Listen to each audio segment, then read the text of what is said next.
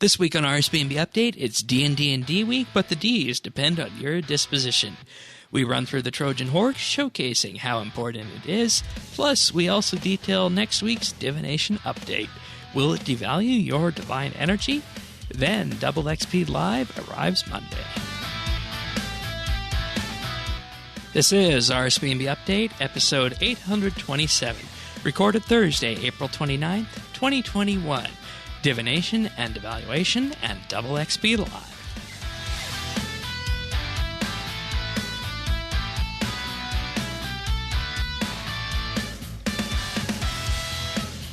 Hello, everybody, and thank you for joining us for another episode of RSBANDB Update. Just Hannes and myself in this week. Bit of a quiet week, but I think it's calm before the storm. You know, are there stormy waters ahead? Well, I realize we say that, and last time something storm-related cropped up, it was the lock-in lockout, but I'm just thinking of what kind of chaos can ensue with 20 days of double XP where you can space out 48 hours over that time, rather than 10. I think the storm will be here in our achievement section. Yeah. And I think we definitely want to have 3+ people on the show each of the following weeks, don't we? For sure. Yeah. The more the merrier. Want to spread the love. Yeah, but nonetheless, of course, this week we got updates to talk about, announcements to talk about, and a couple of other little things here and there. But nonetheless, if you want to follow us along, you can check out the full show notes at update.rsbandb.com. We have there a help wanted form as well. You can fill out if you want to guest on the show or write articles for us.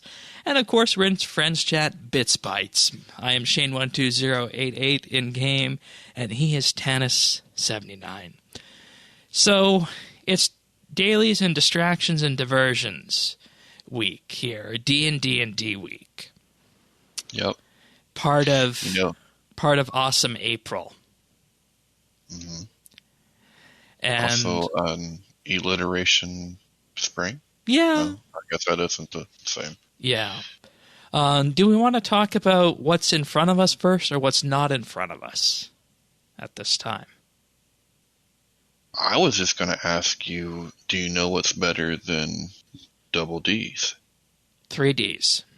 Triple Ds, that's correct. That's what we got this week. Right. And I feel as though this coming off of Combat Week is the equivalent of air being let out of a balloon. I mean, you say that, but where can you, so when you're trying to plan this out, right, and you know that, okay, one of these weeks we want to dedicate to distractions and diversions and dailies. And dailies. No matter where you put it, aren't you going to feel that way? Like, I don't know if it could, like, wherever it was, I maybe would have I don't started think you'd with have the this same one. height. Could have been, yeah, I mean, that may have been a good choice, but at the same time, you want to get it up and running, and you want to get some excitement. And Skilling Week was good to do that. I think Combat Week was appreciated by everybody. I'll talk about that later. But in terms of what we have with this, you got a player-owned ports boost, an extra 10 voyages a day for 25 total, 30% more resources or trade goods, and with that as well, the Barmaid Special Voyage will be available throughout the weekend as well on Thursday this week. And, you know... Well, but think about that, Shane. Hold on. Yeah. Because I was thinking just about this little, just a little ports. About ports? Yeah, just a little ports part of this. And I'm like, now I'm, Big Max player, whatever. I don't think about ports as much. I have everything that, I want from there. Yes. But ports is really important in those mid. Yeah, in the 70 to 90 range. Right, like ports, because you can go there as soon as you get that first 90 skill. Yeah, it's actually, it actually is pretty good. Yeah, and we far too often hear at this show, and I think this is due to our own perspectives here. But far too often we look at this through the lens of what we're doing today. But in reality, like you say, and I was so fortunate to have one of our listeners bring this up to me and had a good discussion with him about 10 days ago on this. And I think he's going to come on the show at some point in the future as well on a Ninja Strike themed week, just to kind of spread our wings a bit with this. But in general, you have to look at what you get from ports. It unlocks level 85 tank armor. It also unlocks level 85 weapons that you can make with skilling that you don't need to go out there and kill any bosses with. And for me, for the longest time, these were the staples of my Slayer equipment. Yeah, they're decent. They're very good. Well, yeah, and you throw some Slayer perks on them, and you're good to go for a while. Yeah, and not just Slayer. I mean, yeah, I know power armor's the thing, but I used to. This is what I wore bossing for a long time because I am interested in survivability, right? And there was nothing wrong with the good old ports armor, you know. Yeah, I don't know if it just holds a special place, but you get the weapons. I mean, I can remember a time when if you were, you know, really into it, you were making defloaded darts on your offhand. And those are still very good to disassemble as well. Right. For components if you're higher leveled. And, you know, even if you are still higher leveled, the trade goods are still good because you can trade them around inside ports from the trader for other things that might be more interesting. And, you know, some of the best foods in the game, rocktail soup, sailfish soup. You need the spices from ports as well with that. And scrimshaws as well that you can sell. There's not a skill. Well, I don't want to say that because I'm sure there is a skill, but there aren't too many skills that you can't enhance with Scrimshaw. Right. I know the woodcutting one is really important for Iron Men. Mm-hmm. So, and you know, you have to look at this one, I guess, on the macro view compared to the micro view as you did with the last two. As these are, you know, enhancing your play experience over the entire week and over the entire month, perhaps, as well, in terms of what you're able to achieve with it. So let's just keep that in mind as we go on. So thank you so much for bringing that up. And we hear you guys out there on this, and this is a very important ports update. Double daily Viswax. Oh, man, that's a good one. How you like that, Iron Man? Hey? Yeah, this is actually available to Iron Man accounts. Yeah, well, and that's a really remember that came up in discussion about what Iron Man kind of were losing out on during the lockout. And this is a daily So thing. to double that's good. That's cool. Yeah. Free daily challenge extensions. Nice. Yeah. Save you a little bit of wax right there. Yeah. I've actually been doing Dungeoneering ones this week with this. You're not 120 yet, Shane? What kind of question is that? No, for real? Like, I thought you were 120. No, okay. I'm just closing in on 115. Okay. Yeah. I hate the skill. We'll do your challenges then. And with that, you also get extra D&D rewards and tickets this week, which means you can fight Bork twice a day, enter the Phoenix Lair twice a day, explore sinkholes 3 times a day, and there's a little interesting gotcha with this. If you use a D&D token with this means you can do 6 sinkholes a day. Oh, man. Why aren't you doing sinkholes all day, Shane? I have been, except for yesterday when I forgot, but... But I have been. Yeah. It's to a point where you're not going to be able to get it done in one sinkhole session. You're going to have to spread it out through the entire day with this. 3. Yeah. Or no, maybe it's only 5. I think it's 5 because the other one only resets to 2. So, but still, that's really good. 5 sinkholes a day. Yeah, that's really good. And I was surprised that it wasn't 4. I just kept going on that. Play the Big Chinchompa 3 times a day. Fish Flingers, 3 tickets per day, up to a cap of 10. 3 Evil Trees a day. And plus the daily Guthixian cash cap is now 300 for those who train divination that way. Oh, those who train divination. Huh? Those who train divination. Yeah, and it's important to note funny. that these ones that we just went over are not available to Iron Man. Okay. Sorry, guys. Not for you.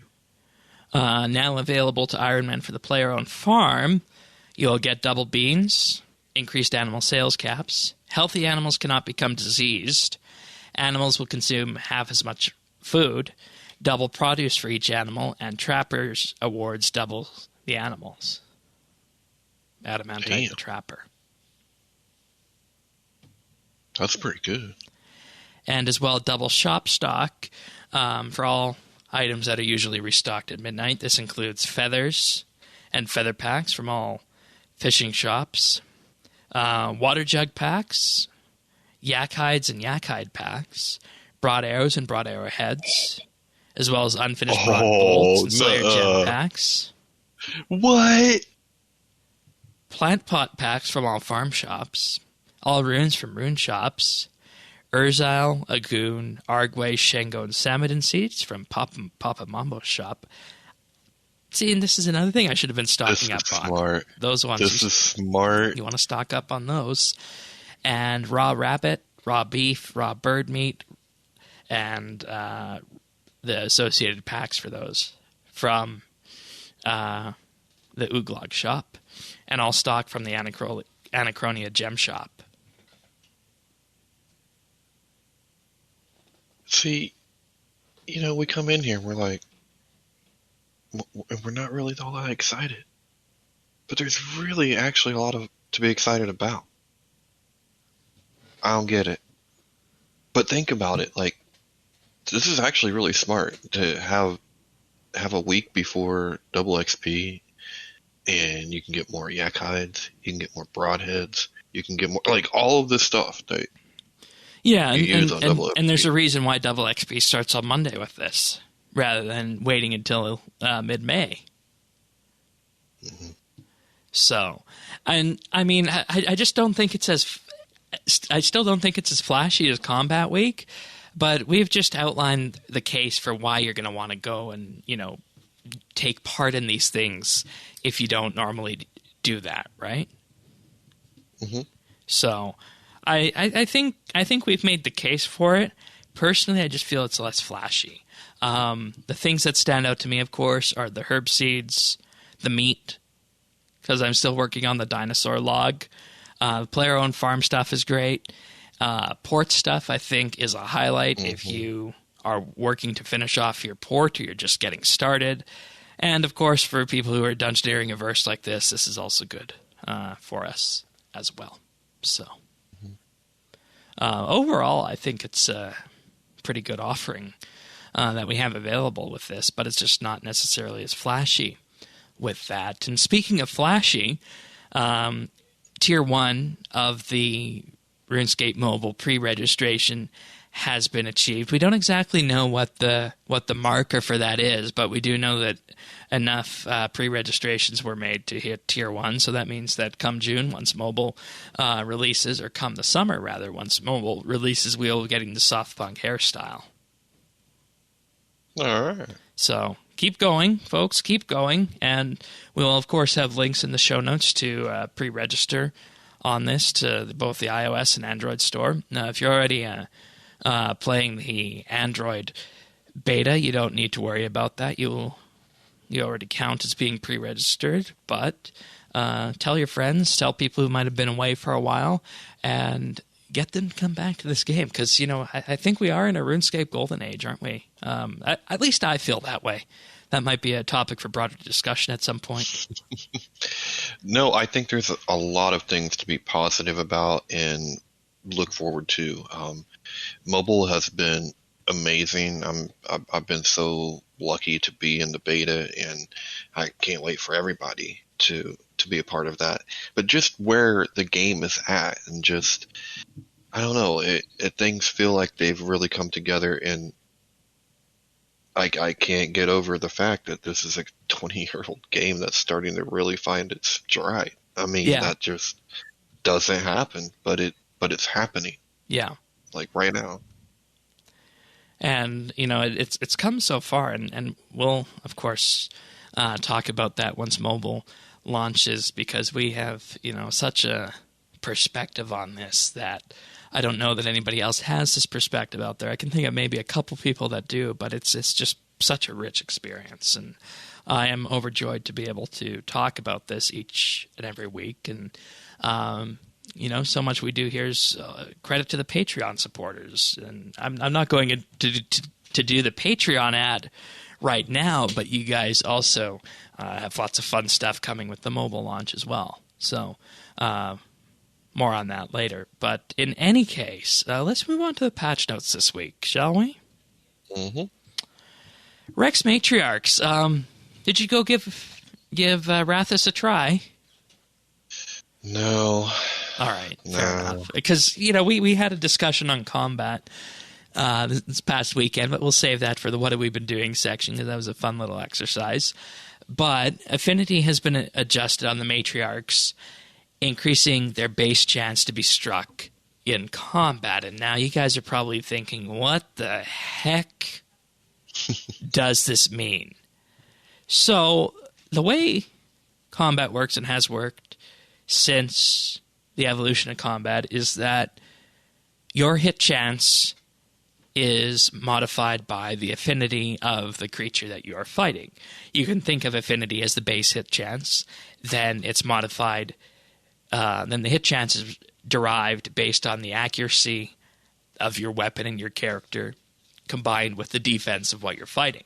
So affinity is a multiplier on top of that. And looking at affinity, we're not going to go too much into exactly what it means, but in general, for most NPCs out there, an NPC will have an affinity of 90 against their explicit weakness. So if something is weak to fire spells, it will have an affinity of 90 to that. Meanwhile, it'll have an affinity of 65 against their weaknesses style. So something that has a specific weakness of fire spells has an affinity of 90 to fire, but an affinity of 65 to magic. And then it goes on down there based on what they're neutral to, so 55 for whatever they're neutral to, and then 45 to whatever they're strong against. So splitting this out in my fire spell idea I was just going on here, that'd be 90 for fire spells, 65 for other magic spells, 55 for melee-based attacks, and 45 for ranged-based attacks.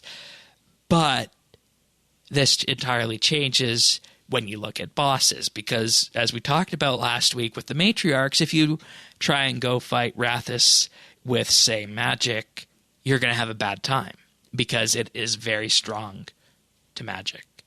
And you really want to be using melee and what that creature and what that dinosaur is weak to.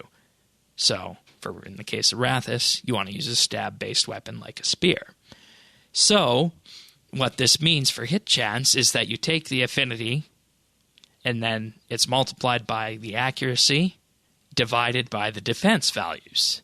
And this is how you calculate hit chance in RuneScape. It's a fairly simple calculation, and Mod Orion put out a tweet in terms of how the affinities have changed on this, and as a result I put together a bit of a spreadsheet on this showing just how hit chances would change. So based on how I was fighting Rathus with Turmoil active, and let's just assume a base of, Turmoil also lowers the defense of whatever you're fighting.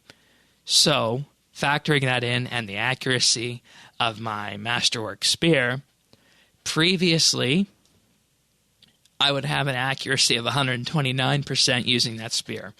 But with the changes this week, assuming I just flicked Turmoil on and I was starting off, my hit chance was buffed to 141%. Now, if I was using a slash-based weapon or a crush-based weapon against Rathus, previously I would have had 103% crit chance, or hit chance, and that has been buffed to 110% this week. So, in general, if you are using weapons that are relatively high-leveled, 90 plus. You have stats that are 90 plus. You're using overloads. You're using prayers. This buff change really doesn't mean much to you. But where things get really interesting, and there's one case that I specifically highlighted for this, and that's if you were, say, level 90 attack and using a chaotic spear. Because, everybody gets those weapons from dungeoneering. You can get them now from Treasure Hunter. So you take someone with level 90 attack, give them a chaotic spear, a super attack potion, because we're assuming that maybe they are a new player, and they haven't got extremes or they don't have overloads yet, and they're using piety because they don't have curses. This stage, someone with 90 attack and a chaotic spear, is where these changes would really start to show. Previously, with that chaotic spear, you'd have a 92% hit chance. But with these changes this week, it brings it up to 101% hit chance, meaning you'll always be hitting the creature.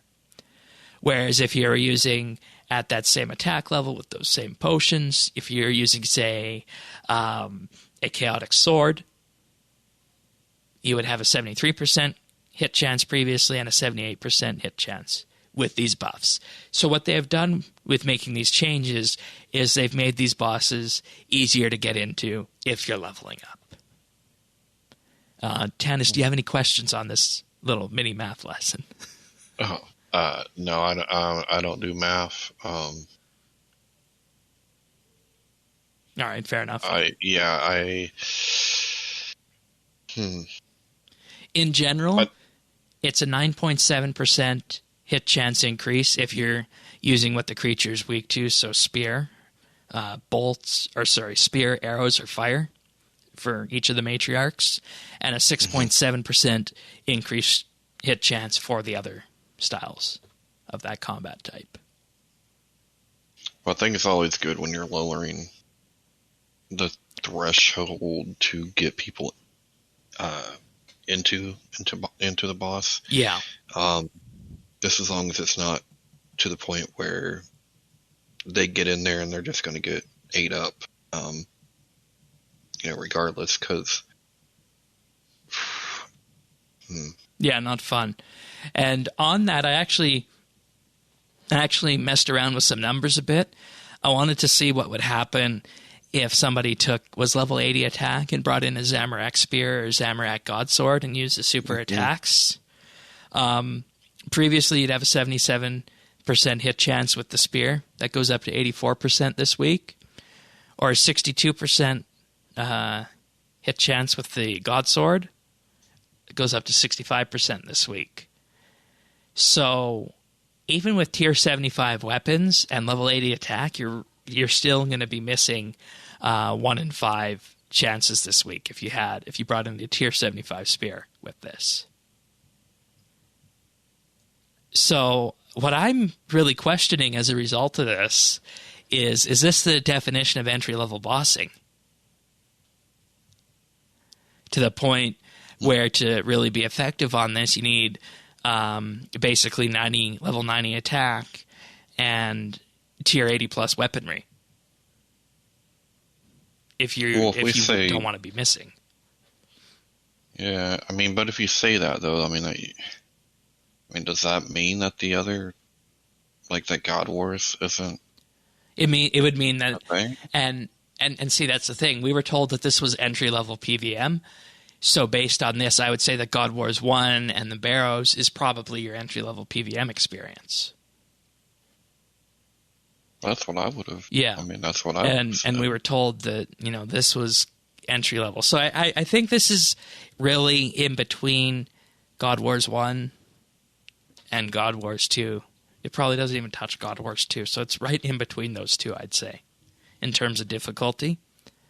The sweet spot, if you're leveling up at this point,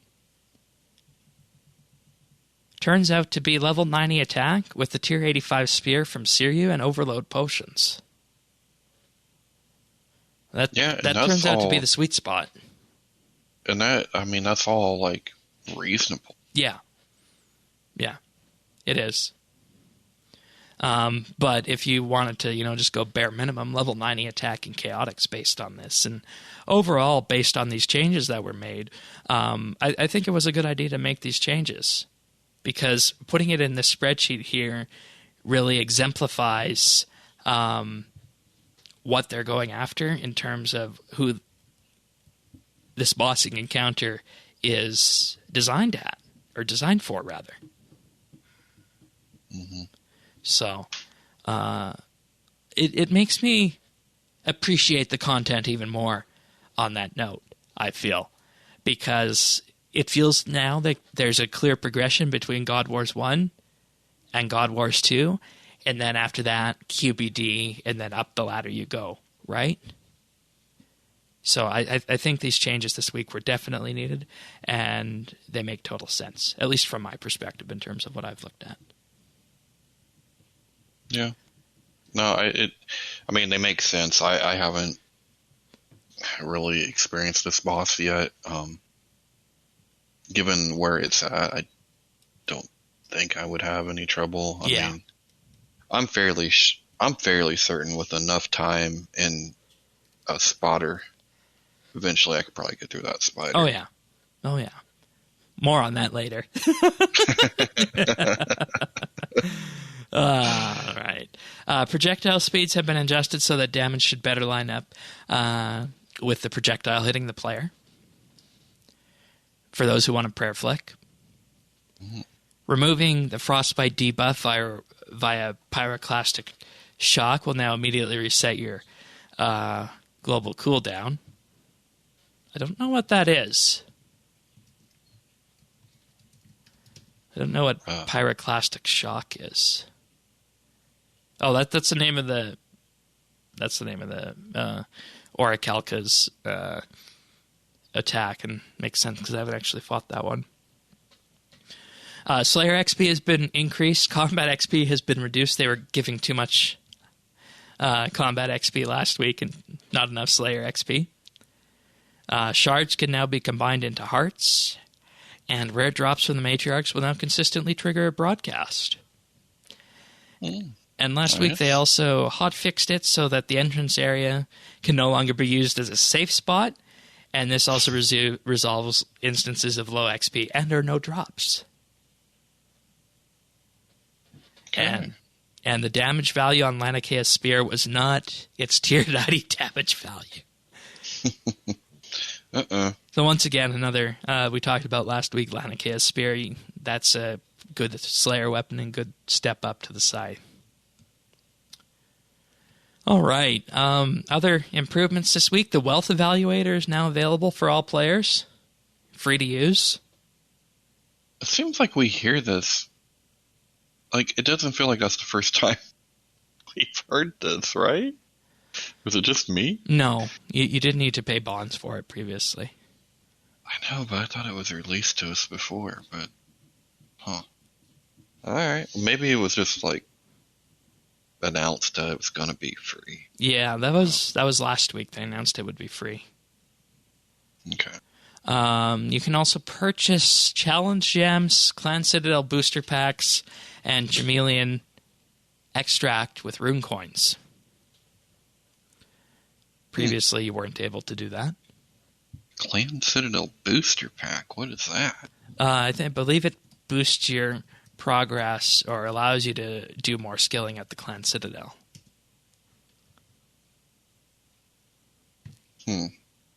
Yeah, it doubles the rate at which you gain resources and experience. And you can actually use them on other players as well. Interesting. And the Chameleon extract allows you to change the color of your skin to whatever you want. Fun exercise for people who might do green screens with that. And as for the challenge gems, allows you to effectively challenge other players with that, I believe.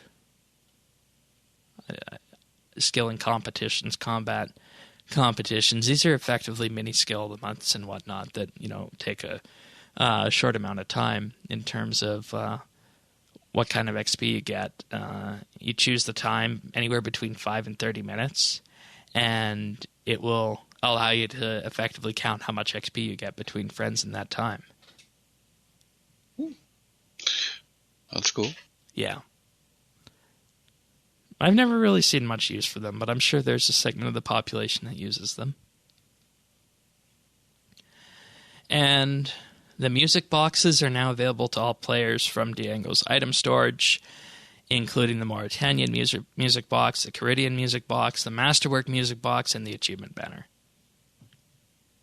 Yay. I always love these music boxes. I thought they were so cool. Yeah, they were a fun little thing when RS3 came out to really showcase what the new game was able to do in terms of the stereo audio quality that they were able to put out. So they were something that I know we enjoyed covering way back when. And finally, speaking of music, the music track and echo throughout time will now correctly unlock during desperate measures. And if you were affected by the bug blocking the unlock through your playthrough, speak to Saren in the council chambers to unlock the track. And there we have it. That's the patch notes for the week. And then came Divination. Bum, bum, bum, bum. But there was also a live stream this week that introduced this, and this is what I was asking you if you wanted to talk about what we had or what we didn't have. We were supposed to get wishes this week, but the wishes are not quite ready. There's no confirmed date for them as of yet, and they're just taking a little bit of extra development time to bring into the game. Man, I wish I had a wish. I know how you feel about the wishes from our discussion in weeks past, and I mean, I'd imagine there's probably a segment of the players out there who telegraphed this to Jagex, something similar in that, so maybe we'll be impressed after the fact on this. Yeah, I mean, we'll see. And we were also supposed to get the next chapter in the Elder God Wars, but that's also not quite ready yet. They say the next update to the Elder God Wars will bring momentum to it and carry it through the year. Yeah, and we always say take your time, release when you're ready. Get it right. Wait. Get it right. So, and especially with this, right? Because they're wrapping up this 6th stage, and we don't want a Game of Thrones situation. Did he say it? He did. Oh my God! We don't want one of those situations on our hands. I don't think RuneScape needs to go that direction. I hope not. I hope not as well. But then came Divination, didn't it? Then came Divination. How do you feel about the skill? Let's just get this on the table here before we dive into this. How do you personally feel about Divination? The way I personally feel is Divination is one of the few well-balanced skills right now. Okay. Let me tell you why. It's not that it's balanced when it comes to the gathering. Gathering is for money making. And we've talked about the 3 legs of the stool. There's a slow XP, high GP. That's your air fishing, your gathering. Divination experience has always sucked that way. It's never been good. So the only real way to train that skill is through the caches, or the memorial Hall of Memories.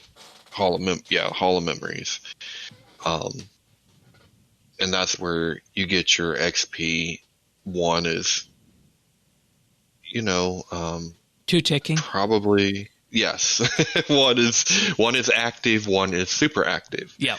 And so for that reason, I feel like when it comes to its methods and the way that you train it, it's okay. I mean, yeah, if you're trying to gain XP through gathering, that's going to take a while. Yeah, I mean, it's just not worth it. It's just not how that works. And I don't know if nominal changes to that will make a difference.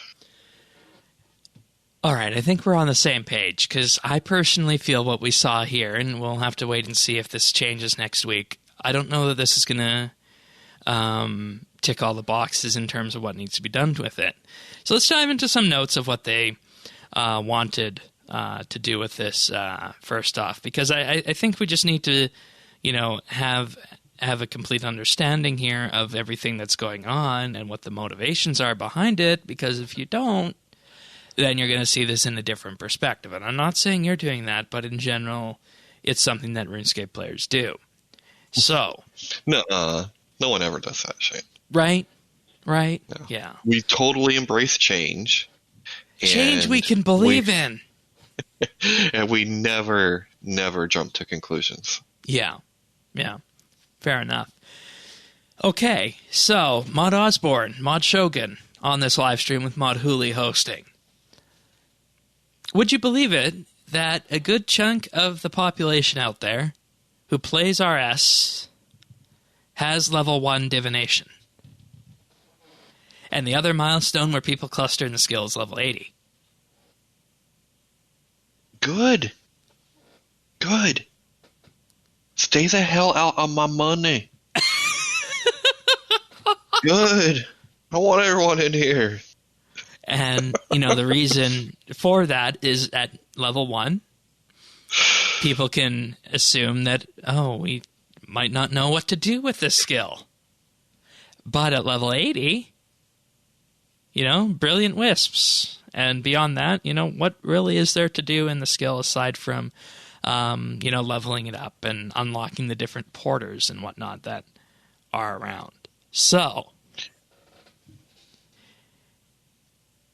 the analysis that Jagex has pulled from this is that there's nothing worth training aside from charges, signs, and porters, which, on the flip side, also implies that the skill is not fun to train. So, but divination's different than, well, okay.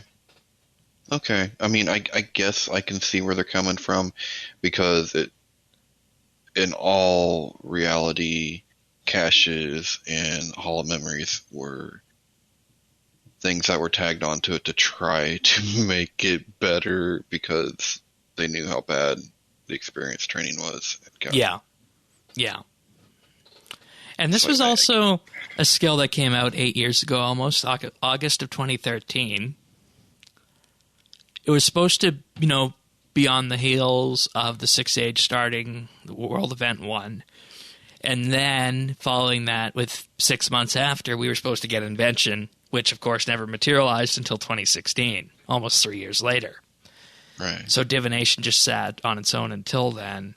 And their goal is to, effectively revamp Divination and address core Divination, and they've wanted to do this for about the last 3 years or so. It's just not something that they really told players.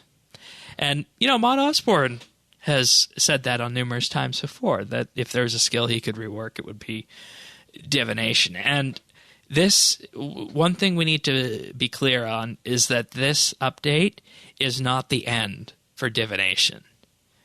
Because we get this, it doesn't mean that there can't be more added to the top later, a different training method added. Not at all. That was another thing that came out of the live stream with this. And the goal of what they want Divination to feel like, they want it to feel like it's a skill that should be able to be done on the second screen. But currently it doesn't fit the mold of either low-intensity AFK training or high-intensity training in terms of its main training method. Sure, we can talk about caches being one-off. We can talk about the Hall of Memories being its own thing. But at the end of the day, it's kind of in the middle. And they want to effectively create reasons for active play, but also make it more AFKable. So, are we talking about holding the Wisp in place longer? We're going to get right there in just a moment. Okay. Before we talk a little bit about, before we talk about exactly what it's going to be, to completely rework a skill like Divination in the mining and smithing sense, your heart is going to be broken, but they see it as not feasible. And going forward, skill reworks, they say, need to be more tactical, or if they were to do it in the mining and smithing sense, archaeology would be 20 years old by the time everything is said and done.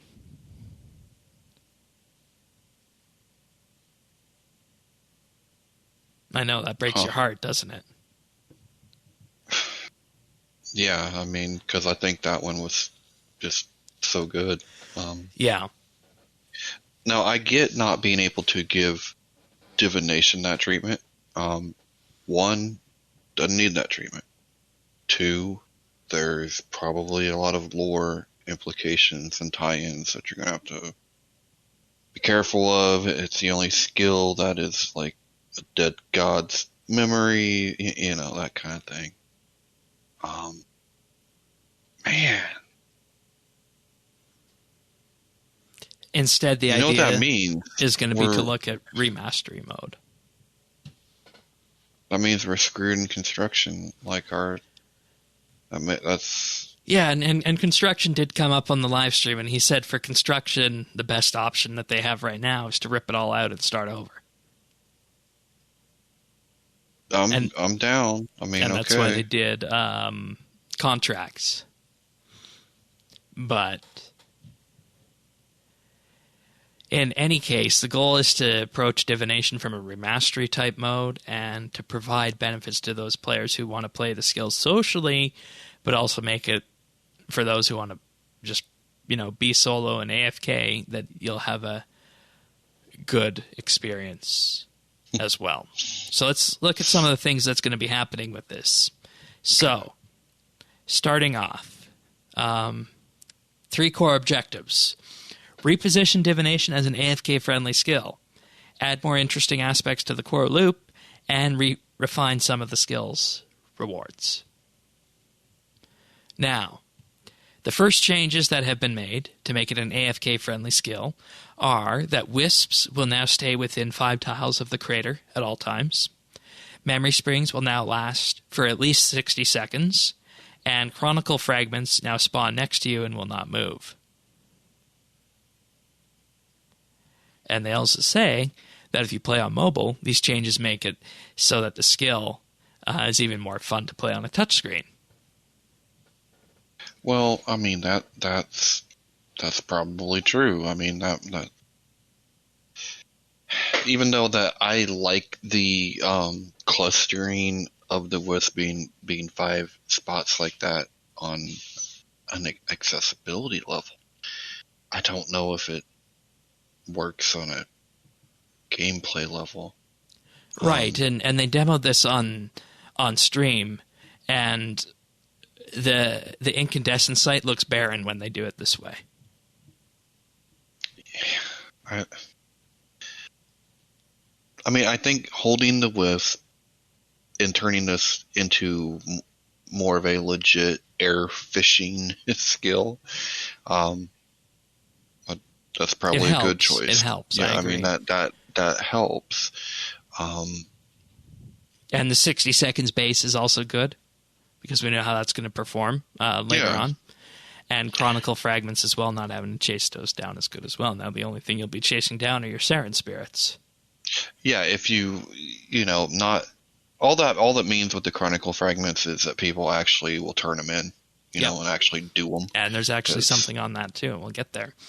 So core loop wise, that they wanted to enhance that as well. There's a new buff called Memory Overflow, which occurs when you and a few other players contribute enough chronicle fragments to an energy rift.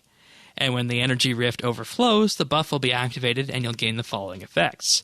1 extra base energy from deposited memories, 5% more XP from deposited memories, and 10% higher crit chance when siphoning from nearby springs, and of course that means more enriched memories.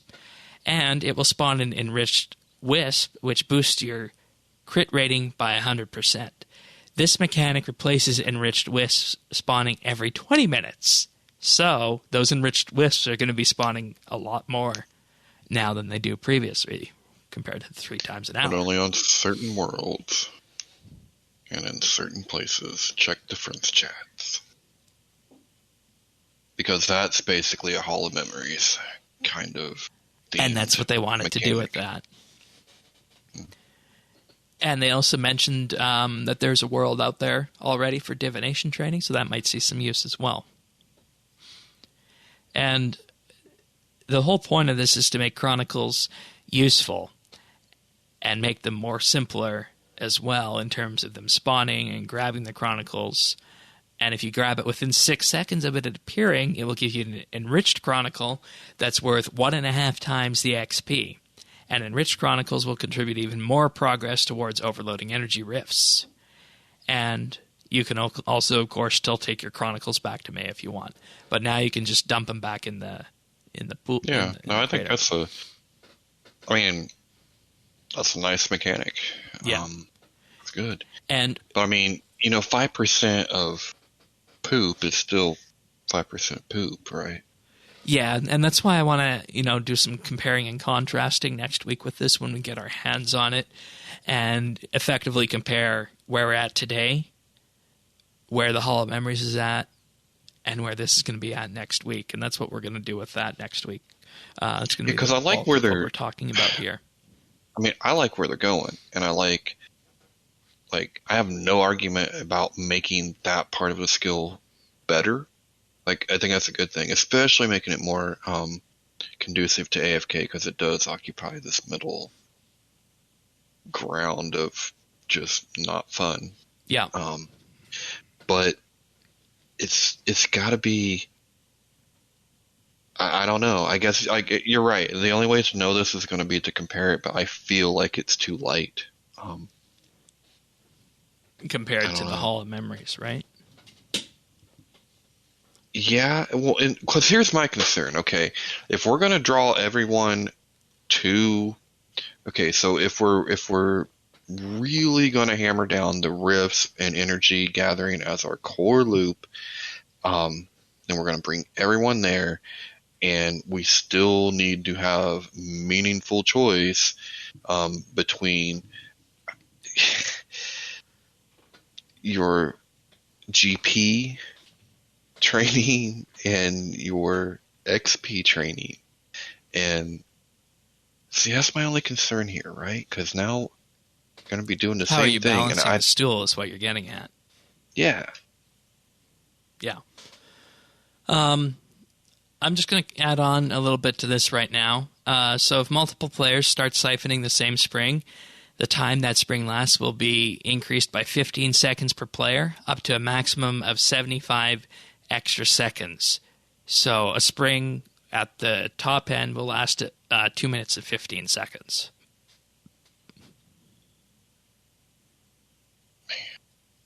Right? Well, PVMers are going to have their... the rich get richer. Woo! Don't they? I don't know. Well, yeah, man. Charges are going to drop like rocks. Yeah. We're getting there. We're getting there. Sign of the Porter 7. So, at 99 Divination, you'll be able to craft Sign of the Porter 7, which will hold 50 charges and take 120 incandescent energy to craft. Meanwhile, Sign of the Porter 6 will be bumped down to level 94 Divination and will require 80 luminous energy to craft. So, 1 energy level down from where it's at currently. 50 charges, that's nice. Yeah. You're going to want to know how you make one, though. Okay, how do you make one, Shane? What do you put into a Sign of the Porter 6 currently? A diamond necklace? Okay. Take that up one. Oh, you're kidding me. A Dragonstone necklace? Kidding me.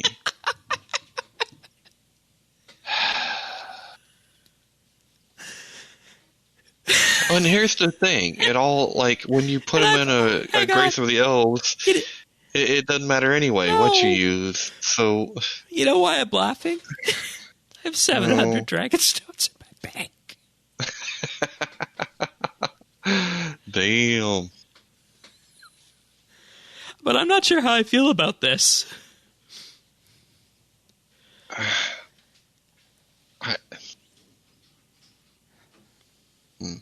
But wait, there's more. Transmutation is also getting some love.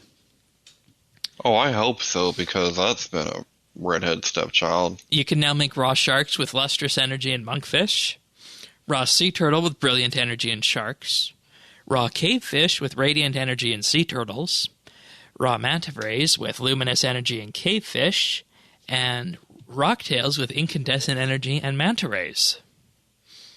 That was way more exciting before you told me what it was.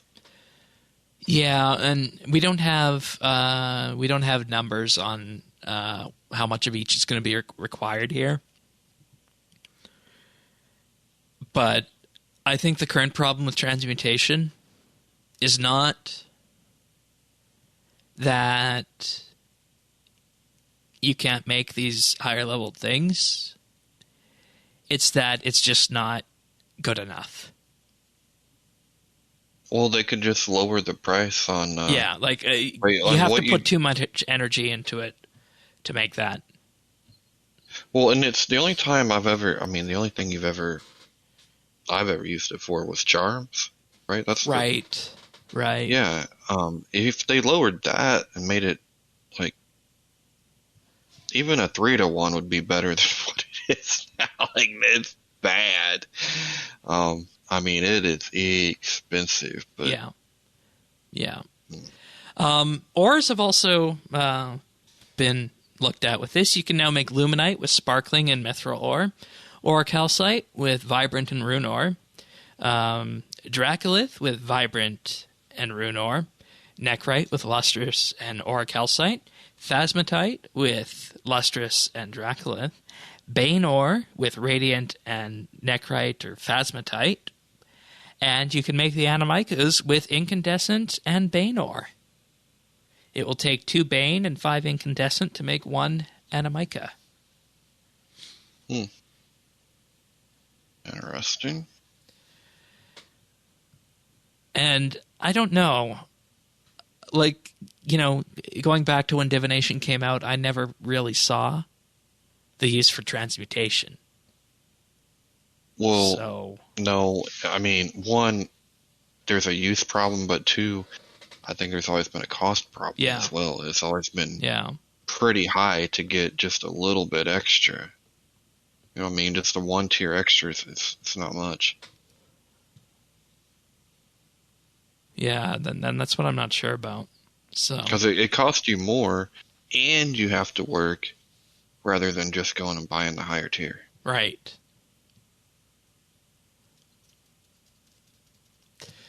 So we'll leave that one as a question mark until next week. And with other changes to the divination skill that were made, the skill cape now boosts the minimum spring's duration by 30 seconds 1 time per spring. This does not stack with ethereal connection. So if you're using your divination cape, that's 90 seconds for a spring. And 2 minutes 45 seconds if you got a bunch of friends on that spring. Yeah, that's good. Fading Memories retains all of the current effects, bar the duration increase, and the Fading Memory now instead provides a 20% crit chance. The Elite and Elder Divination outfits, respectively, have 5 and 7% chance of granting 100% crit chance when gathering divination memories. Prism of Dowsing grants a 5% crit chance when nearby. That thing was always kind of useless. Chronicle Absorption, instead of absorbing the Chronicle fragments, the prayer will now automatically pick up the Chronicle and provides an enriched Chronicle. So, I have a question with this one. Do you know what the question is going to be? No. What about Spirit Attraction Potion? Because that picks this up too. And this is just one less reason to use the Spirit Attraction Potion. Yes, yeah. Of course, only you would think of the Spirit Attraction Potion. Yeah, and I mean it's absurdly priced on that right now. And I guess they actually thought of that because the next line right here says, as above. So, once again, why not just use Chronicle Absorption instead of Spirit Attraction Potion?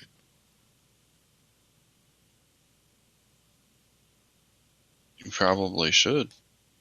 Because, you're paying good money to use this potion each time you take a sip.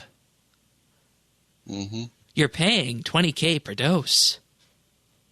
Per sip. For this. I don't know.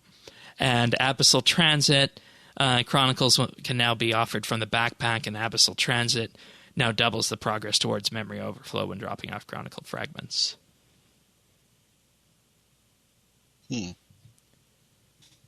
Okay. What's that divination familiar called? Muthpa? Yeah, that's it. Thank you. I wonder if that has anything to do with this here. Oh, no. Because I wasn't mentioned in the notes here. Okay. They just hold They just hold energy and memories. So, Okay. Not too much to worry about on that. So that's where we're at with what this does. So how do you feel about this now that we've, gone through the actual items associated with it here? I mean, there are parts that I like more than I did coming in. I'm a little concerned about the influx of people driving price down. And the only thing that I can really hope for is that there's enough choice between gathering for money and gathering for XP, but I'm not sure we're there yet. Right. Right. And I don't feel like we are, really. And, Shogun was asked this question on the live stream, and they said, this might make more charges come into game. Yeah, it definitely will, so... I'm wondering what the Skilling Council had to say about this. Well, basically the view is, I'm sure whatever is good for the PVM is good for the game. I don't know. I think the Skilling Council would have been involved in this, and maybe it would have been nice to have a note from them on that. Let's see, what else do we have? The Enrichment Aura now provides a 2-hour-long buff for enriched memories. Okay. And Maud Osborne ended off by saying that we are under no illusion that this is a massive rework. This is a start to see if it irons out the kinks of frustration, and hopefully it leads to a change with how people engage with the divination skill. So this is, designed to be a small update. It's not being marketed as a huge rework to the skill. It's just, little things around the edges to see if this helps. And then following on from that, there could be more in the future. But apparently, the lives of the dev team are currently largely focused around Elder God Wars Dungeon. Yeah, it's definitely going to help with its AFK ability. It's just, we'll have to see what the effects of that is. Right. One thing that, I was thinking about this too.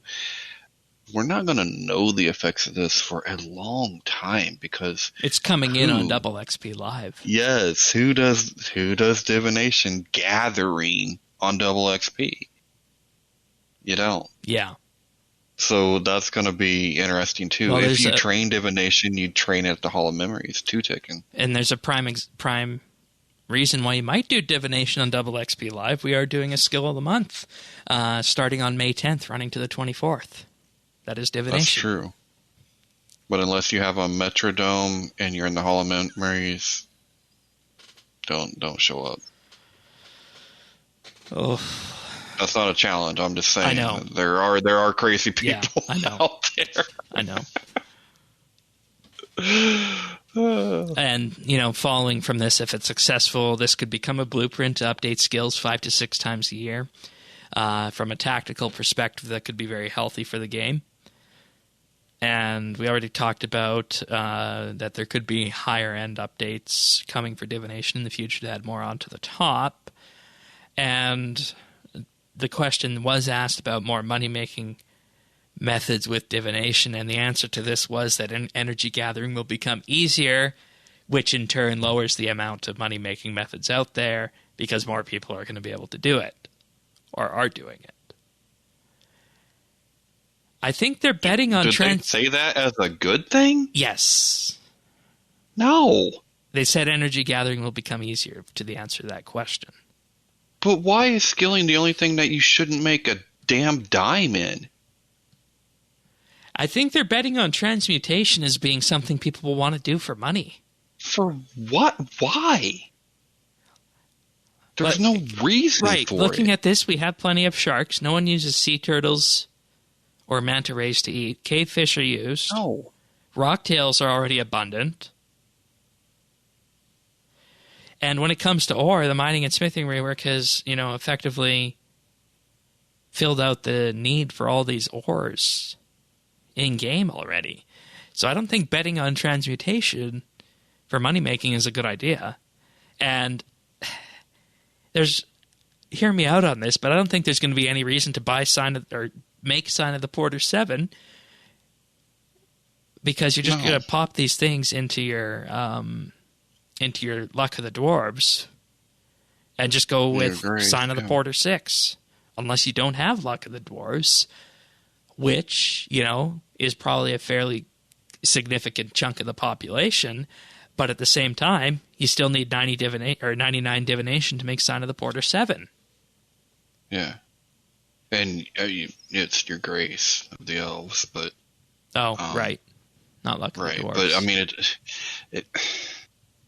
I don't like that. And it almost, the conspiratorial side of me says, probably a section of players are going to be really happy about this because they've been complaining for a long time. Yeah. Kind of funny how that works out. But and plus, it sounds like it was data driven, but at the same time, I feel like the economics are potentially out of whack on this update. We'll have to wait and see, though. We'll have to wait and see. Yeah, it's entirely possible that... Here's the other thing. It's entirely possible that these changes won't make much of a difference when it comes to XP, so still nobody is going to come and do that for XP. And, yeah, it's more AFK, but it's still not... it's still pretty boring, so maybe we won't see a big influx. I worry that the influx we'll see is going to be because they are limiting those wisps to only 5 squares, and when mobile releases, forget about it. It's game over, son. What do you mean? Charges will drop. Because if you're on mobile, you're not really caring necessarily that you're making the best XP per hour or the best money per hour. You just want to be able to reach over and tap your screen. You don't have to swing your camera around looking for the wisp. You don't have to adjust any of that stuff. Right. You literally just reach over and tap your screen. Right. Those charges are going to drop at that point. We won't know it for a good month and a half, maybe even 2. That's but you what I will was see thinking. it drop. Yeah. Okay, 2 final points here. Standard divination will be more XP, but the meta shouldn't change from Hollow Memories with this, they say. Okay. And the goal with skills is that whether you enjoy money or optimal XP gain, a skill should be able to suit that kind of play style. Well, yeah, I agree with that. And this was an odd answer to this question. How does this encourage people to train past 80? If you want the higher capacity porter, you'll need to train past 80. Less of an annoyance in general.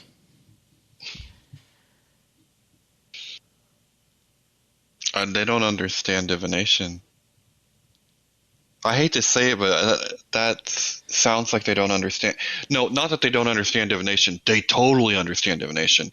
They don't understand how the players are interacting with divination. Yes, they're looking at the numbers. Oh, this bunch of people are either at 1 or 80. But why is that? Because there's nothing in between. And you get to 80, you can AFK for your main to make the things like charges or sell them. Or just money, yeah. Or just money. It's not about the porters and all the other. It's not about what you can make. Like, and it's about how it interacts with invention. It's how it interacts with combat. Right, and keep in mind we haven't got our hands on this yet, so it's hard to say.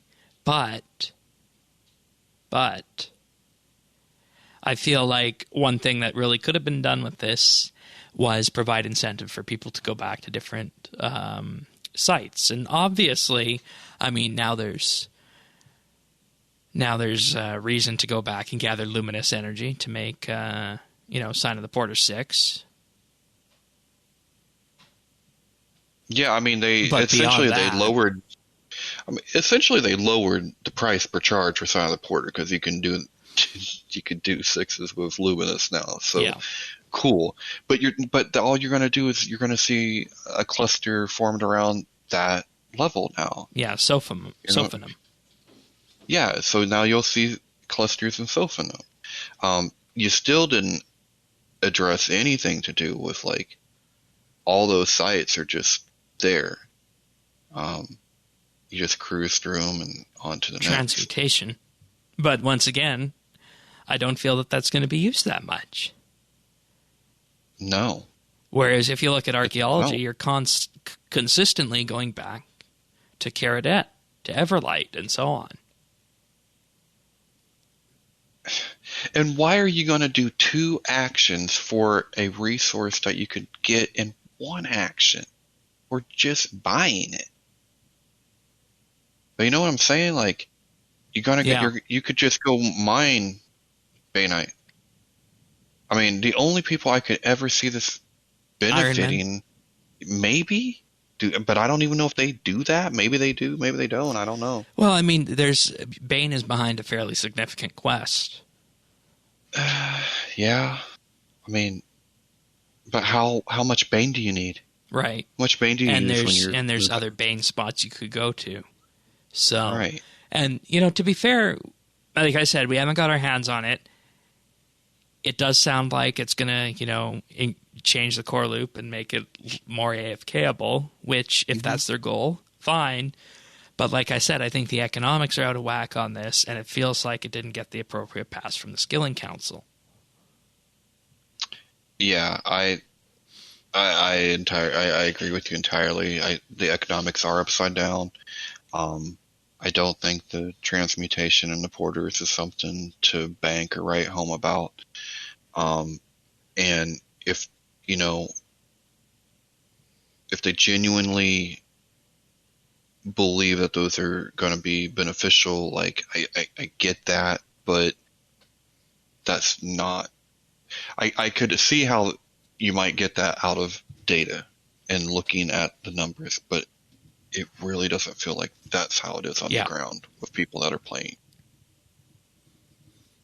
I agree.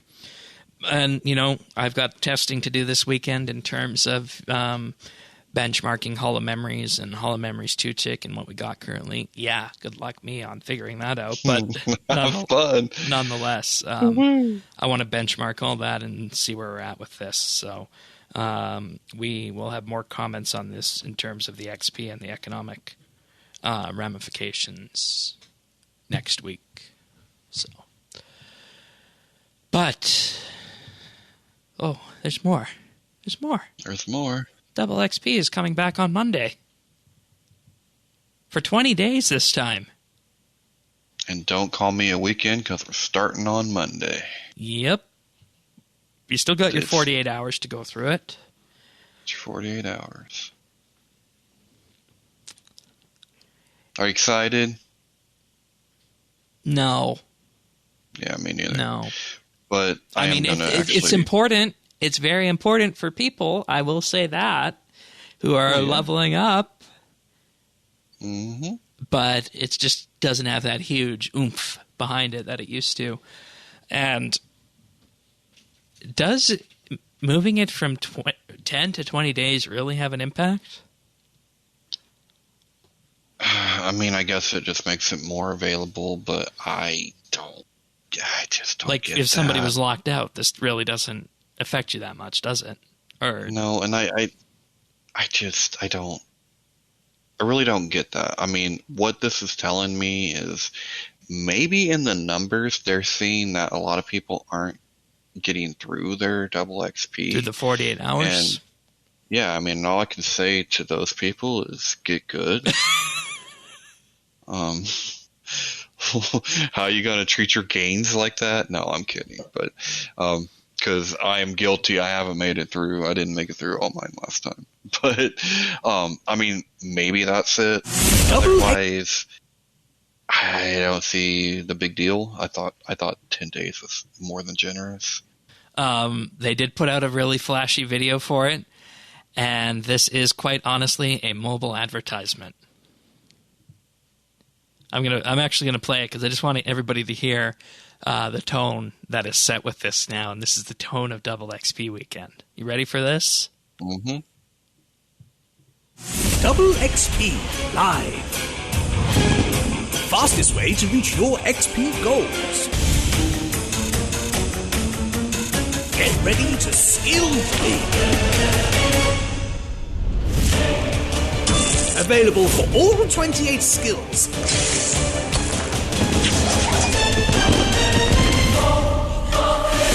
Double XP Live. There you have it. Cool. You know, that. Hey, I'm actually going to be doing it this time. So that's an ad that would air right on an app store or YouTube or Twitter or something like that. So fits right in. But alrighty, we do have a listener question. We'll get to that. But first, I'll thank our Patreon supporters for this week. I'd like to thank Andrew C., Brock H., Cameron, CGB 900, Christian S., Chunk the Monk, Cook Me Plocks, Danny C., Diana, Duramax, Gabrielle, Jade Gizmo, Jason S., Keski, Kyle, Lucky Ducky, Nora, Pernasius, Rastafa, Ricky A., Scott DS, Soupfinder, Stabeve, The Bears OP, The Naked Captain, The Lion, Tom V., and Zant. Thank you all of you for your support. It truly means the world to us in allowing us to do many fun things. So, I look back and I said we got stuff coming for mobile. We actually have a monthly bit already in planning around mobile, but you guys actually did vote for the May monthly bit, which I was very pleased with the uptake on this poll. And we put 3 choices up: the rise and fall of the Java client, revitalizing PvP, or flopped game updates Menaphos Edition. And, of course, the one that won was flopped game updates Menaphos Edition. Dun, dun, dun, dun. So I think what we're going to do with that is we're going to go back. We're going to look at a bit of how Menaphos was marketed, what led the players to have the reaction that they did, and just see where Menaphos is at today. Because, of course, that was mid-level content that was marketed heavily. And everybody, thought that it was a failure at the time. And it actually forced Jagex to abandon the expansions model. So we're going to have a discussion on all of that. And you remember that. That was quite the summer, wasn't it? But perhaps it was the right update, but the wrong time. All that and more. A monthly bit. And, of course, there's, more available. You get access to the entire back catalog of monthly bits for as little as $1 a month. In addition to, of course, helping fund the cost for hosting and production of the podcast. For $3 a month, you get access to a special Discord rank and high-quality stereo versions of the show. And for $5 a month, you get a shout-out each and every week and gain exclusive access to the outtakes we use for the clip show at the end of the year. You You can find out more about this at patreon.com/RSBANDB. And, of course, we're working to that huge ultimate goal of the Hot Ones Challenge. Should we ever reach $500 a month, Tanis, myself, Pernasius will subject ourselves to some very, very spicy chicken wings. I will cry. I think I'll be able to handle it. I may need an EpiPen. Oh, God. Oh, God. I will definitely cry. All right. Well, you heard it here first, folks. If you want to see that, visit patreon.com/RSBANB and subscribe. All right. So our question this week is from Whitey Gaming. And they want to know, do you think that if quests had waypoints or markers similar to other games, that they would be more popular? He thinks that the heavy dialogue needed for progression in quests is one of the major gripes with the game. And I'd like to turn this over to you from the accessibility angle, because this is something I think that you are uniquely qualified to talk about. Yeah, I agree. I agree to a point. Because questing works so differently in RuneScape, I definitely think that waypoints would be really helpful. The dialogue is going to be the dialogue. It's going to be the dialogue as long as you have to read it. Yeah. Or there's no, native screen reader or anything like voiceover that. or anything like that. And I'm seeing it in game after game now. It's becoming standard. It's standard on the Xbox now. So it's not an impossibility, but the waypoint would be helpful. The thing that I hate in a quest, probably even more than dialogue, is trying to find things. And I know that that's supposed to be part of the quest in some circumstances, but I hate just playing Where's Waldo, trying to look around, searching for stuff. And so even the trails we had in the archaeology tutorial, the trails that we use to try to find each other, I think those would be pretty helpful in a quest. And if nothing else, that's an accessibility feature. Because there's a lot of different kinds of ways to do a quest and a lot of different ways people like to enjoy it, right? You might be a hardcore, I don't want any help, I want no instructions, I want nothing. Yeah. Or you could be like me and genuinely need help to get through the quest because you want to engage in the lore, you want to engage in the story, but there's a really big barrier there. So I'm on board. Okay. I mean, I think the issue currently with this is that it's not consistent. Some quests have markers on the minimap drawn out in terms of rectangles of where you need to go. Some quests don't. And when you're inside of a room, you can, of course, move your mouse over, and your mouse will light up and hover and show you exactly what you're mousing over, and that's good. But if you're standing in the same room as somebody you need to talk to, I don't see what the issue is of putting, a little glowing waypoint underneath that person in a quest. I don't see what the issue with that is. And even in terms of getting to places, sure, we all know where Caradet is going back to Azanadra's quest, but maybe once inside Caradet, we don't particularly know where to go, and maybe there could be just a blinker on the minimap with a waypoint underneath Azanadra when you get closer to him. There could be something like that. And I think the issue is that it wasn't consistent enough in the past, and things like that have been sampled, especially when it comes to drawing on the map. It's just there needs to be a certain level of consistency behind it. And, I think where I would draw the line is, hand-holding with puzzles and the like.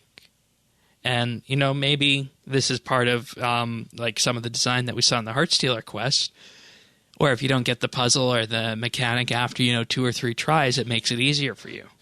That's a very good element of progressive design that was brought in, and something they could definitely even do for boss fights, So, yeah, no, that's... I think there's definitely discussions to be had on that. And if you're going to be on mobile, I think one of the hallmark of mobile games is that you have ribbons and waypoints and pointing people around. I was just thinking, though, in a lot of other, like in other games, there will be some kind of a marker. I mean, if nothing else, it'll be on your compass so that when you're turned the right direction, you know which direction you're supposed to be going in. ESO is like that.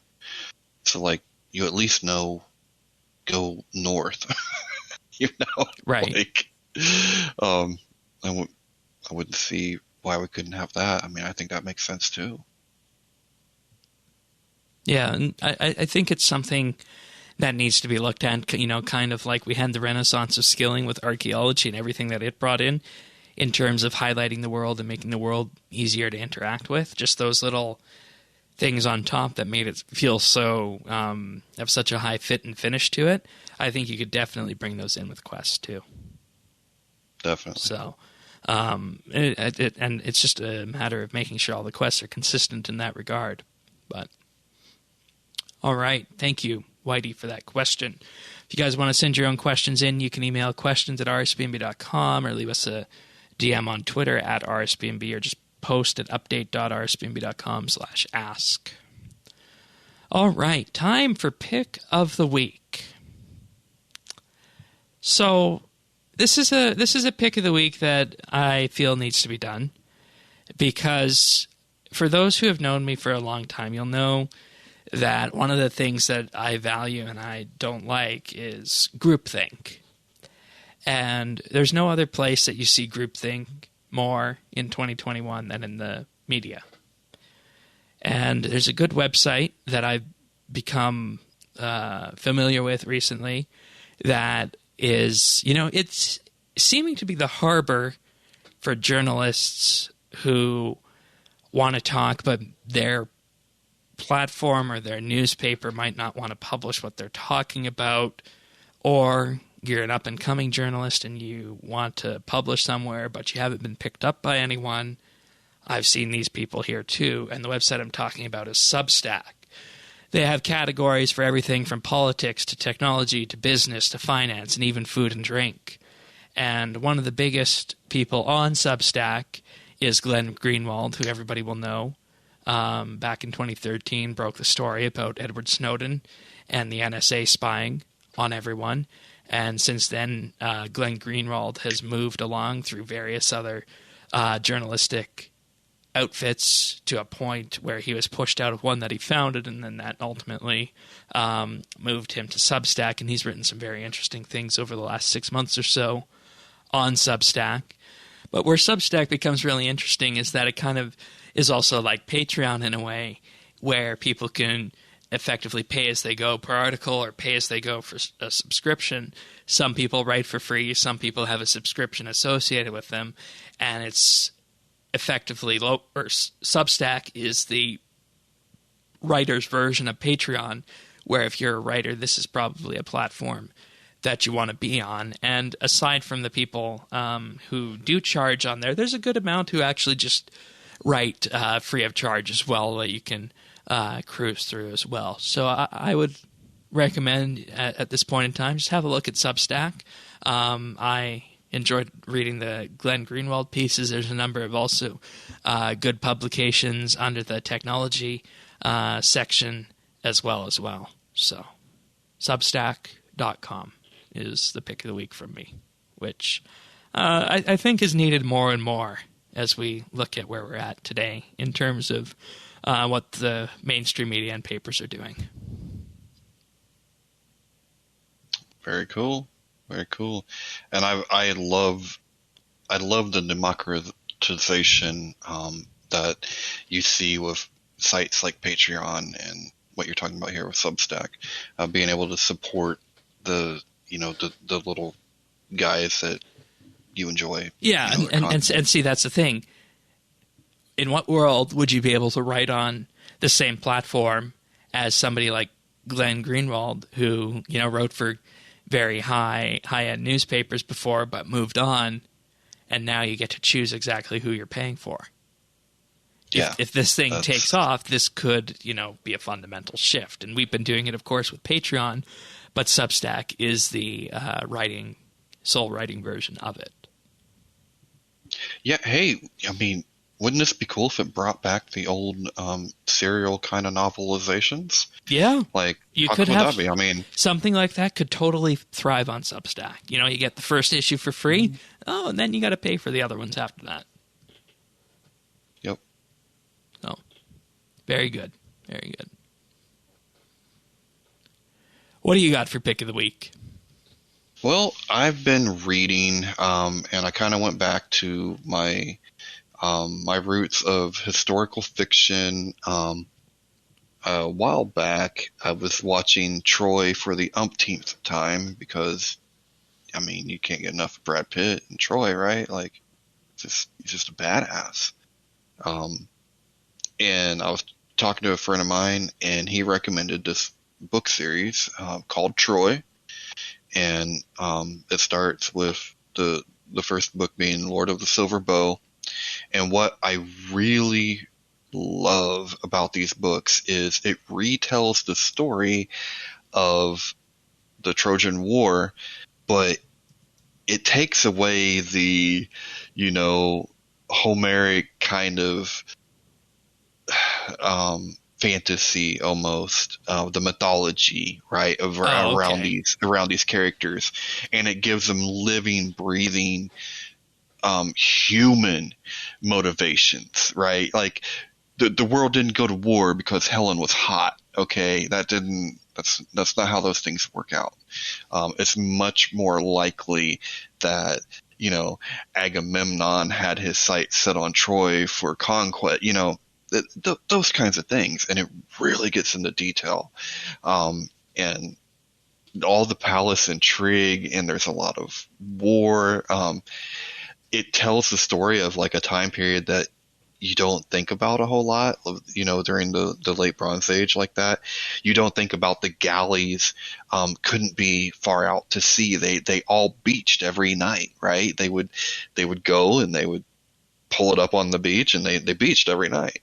And then the next day they'd go out, and you don't think about pirates back in the Bronze Ages, right? But they were a thing.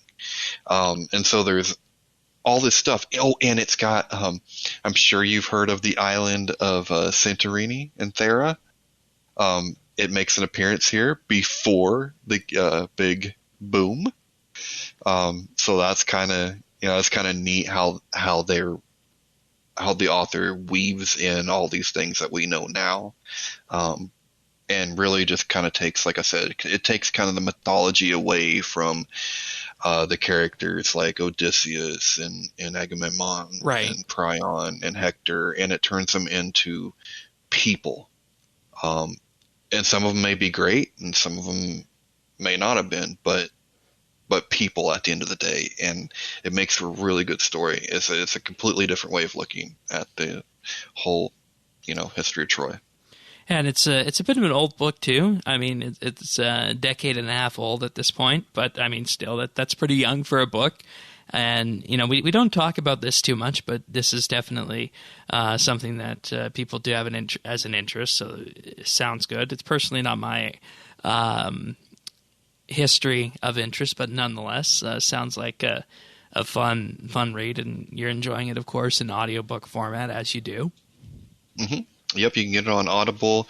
They have the 3-part series. Like I said, it's Lord of the Silver Bow, and then, oh gosh, the second one is Shield of something. And then the last book is King of Kings. Shield of...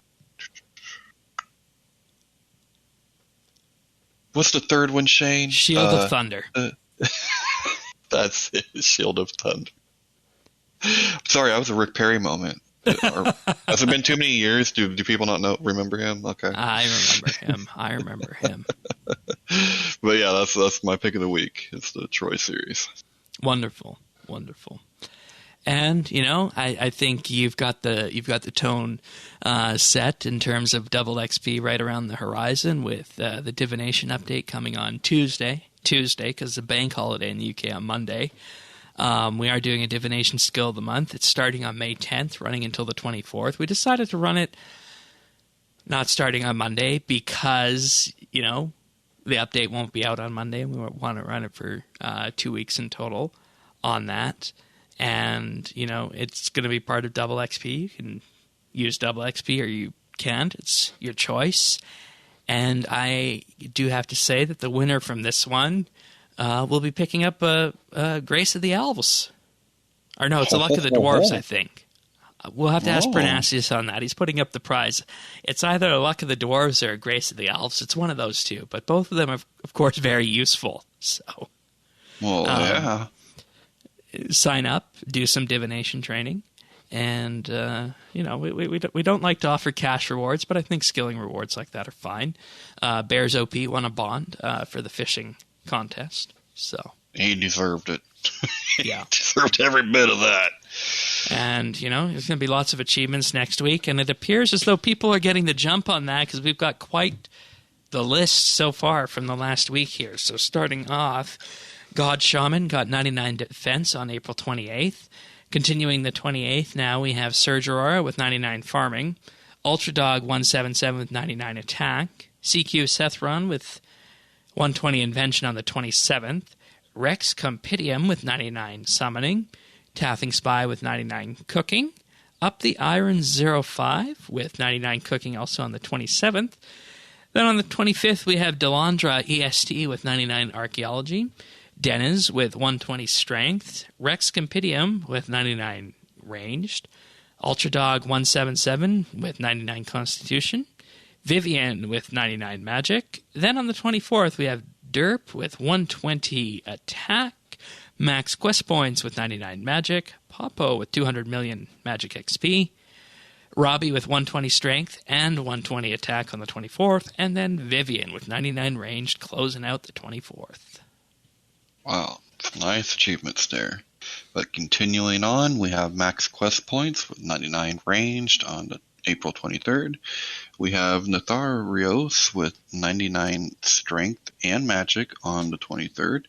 We have Zodia Child with 120 farming on the 23rd. We have Max Quest Points with 99 constitution on the 22nd. Ocean with 99 divination on April 22nd. Rex Compendium with 99 prayer on the 22nd. Cyro Aces with 120 defense on the 22nd. Tim 2 with 120 thieving on the 22nd. And Up the Irons 05 with 99 ranged on the 22nd.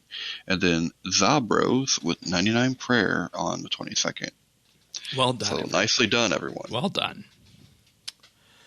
All right. As I mentioned earlier in the show at the start, we do have the Help Wanted page. So if you want to help us out, guest on the show, write Informer articles, visit update.rsbnb.com/help and fill that out. We greatly appreciate any contributions you might have. Looking forward to getting some of these people on and talking about this. JamAndy52, who you guys probably know from Skill of the Month, has elected to become an Informer writer, and that first article is currently up at informer.rsbnb.com, so you can give that a read as well. It's a retrospect of archaeology 1 year later, so that should be a fun one to read. Cool. But what have we been doing? Hey, what have we been doing? I've been rocking it old school, man. No, not playing old school. Okay. I have been fishing because I am so close I can taste it. I'm about a mil away from my 120. And that's a big one. So after this, I will have more skills of 120s than don't. So that's kind of crazy, isn't it? Really is. Yeah, so I've been doing that, and I've been listening to the Troy series. So it reminded me of back in my college days. I spent so much time in the fishing guild and fishing, just going through the different places. I think you start off at Catherby and you get to the fishing guild, and then you finally get up there to the hunter, colony area, fishing colony up there. Do monks for the rest of your life until you can do Rockdale. Yeah. But that was at a time when I was had to do a lot of research, and so it was just reading after reading and reading and reading for hours and hours and hours. But I had to have something to keep busy to stay awake, and so I would fish. And kind of what I've been doing this week is just reading my books and fishing. Nice. Well, it was combat week last week, and we did have our round table last week as well. And I surprised you guys, didn't I? You did. So the round table is our monthly discussion and gathering with Patreon supporters. Anybody can enter it. You just pop into the Discord, chat with us, and we talk about whatever comes up or whatever the topic of the day is. And it was combat week, and I surprised everybody. I said, "Oh, hey, everybody's here. Guess what we're doing today? We're going to go kill a Raxor." And the funny part about this is that this was my first time. I had never killed the spider before.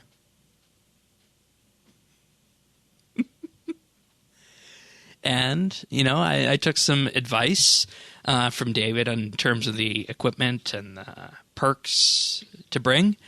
But aside from actual tactics, I just read up the wiki a few times, looked at some animated GIFs of the special attacks, and away we went and killed the spider. First go. That was the shocking part. You actually killed it, and not only killed it, he didn't even struggle, guys. He didn't even struggle. Yeah. In fact, he did it so well, it gave me false hope that I might be able to do it. Notice I said false hope. Yeah. Didn't go well. Yeah. But, man. Deaths for free. I couldn't believe it, Shane. I know. I kind of couldn't believe it either.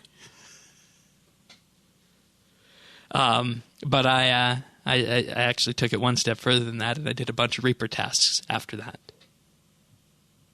Down at the spider? No, not at the spider. Oh.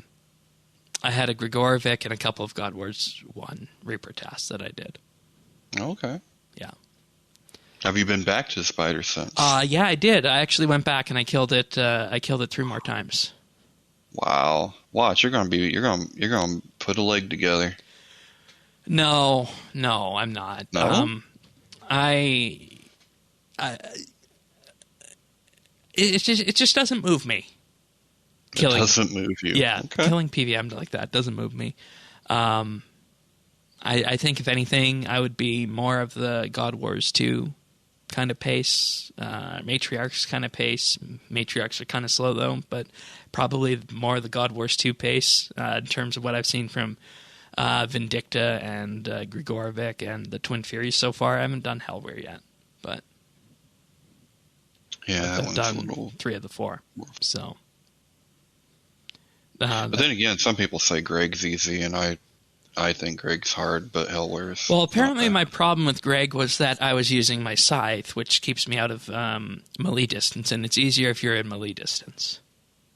Huh? Didn't know that. Yeah. So, and I mean, I think it's definitely something that I'm not going to, shy away from, but I don't expect me to, become a Telos streak hunter or something to that effect, or running through and spending time at Raksha. My number one issue that I've discovered throughout all of this with PVM is that I can understand mechanics fine, and I can understand the way armor and perks work and everything to that effect. I'm still a little bit wishy-washy on the action bars and the DPM of a certain action bar associated with it. But the part that really bothers me the most is the prayer switching when it comes to these bosses. Mm-hmm. And I personally feel that that's going backwards to the non-EOC era of needing to prayer switch. Granted, yeah, you can put it on your mouse and whatnot, but if you're prayer switching for one attack and then back to Soul Split and vice versa. I don't know. That just feels more of an exercise of knowing when to press a certain button on your mouse than the actual skill associated with that boss. And that's my number one issue that I'm currently feeling with PVM, is that I just don't like prayer switching, and I don't like it being a test of reaction time, server lag, server response time, and whatnot. Yeah. So I will pretty much be out of any boss that requires prayer switching, I think, which I know that disqualifies a huge number of them, but I don't think prayer switching is a good mechanic to rely on, and I don't think armor switching as well is a good mechanic to rely on. In fact, if I was designing combat in RS, I'd put penalties in place for switching armor mid-fight. So, yeah. But that's just my take on it. And, in some ways, perhaps it's good that I do some of these so that I learn that and I have those opinions. Because prior to this Araxor kill, the limit of my PVMing was God Wars 2 Vindicta and the Queen Black Dragon. And I think if I was to take this up one level further, the next things we'd start looking at would be things like Raksha, more Elite Dungeons, and maybe Rise of the Six. I don't know. I think that's the next logical place following. Probably Telos, Shane. If you could do Araxia, you could probably do Telos. Really? Yeah. Wow. Especially low in rage. I mean, I'm not saying you're going to be a warden or anything, but so are you saying mechanically, I think it's. So are you saying the next round table is going to be a Telos skill, or the next round table in a combat week is going to be a Telos skill? It could be, because I don't think it's any harder mechanically than the Spider is. All right. Ask David, see what he thinks, but I think you could do it. From what I've seen, you could do it. And if you want to see this, that's another reason to become a Patreon member, because Patreon members do get access to the readback of the audio of that roundtable, but there's also a video version as well posted that you can see if you're a Patreon supporter at patreon.com/RSBANDB.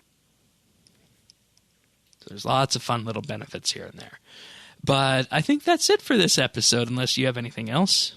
Nope, that's all we got for the people, Shane. Alrighty, well, with that being said, we'll be back next week to discuss Divination and what that might bring. So in the meantime, if you want to subscribe to the podcast, you can get us on any major podcast listener out there, Google, Apple, Spotify, Pocket Cast, Stitcher, and even YouTube at youtube.com/RSBANDB.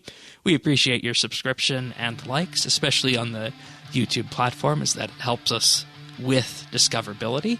So with that being said, we'll be back next week for another episode of RSBANDB Update. Thanks so much, everyone. Take care. See ya.